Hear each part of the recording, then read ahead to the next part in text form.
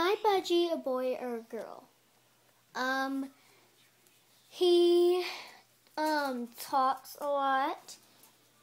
He does not like to be held. I literally have to hold him down, and when he's right here, he likes to fly a lot, but he's right here. And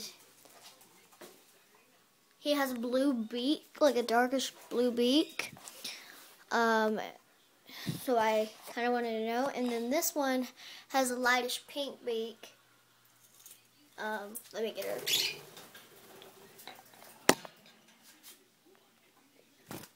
No.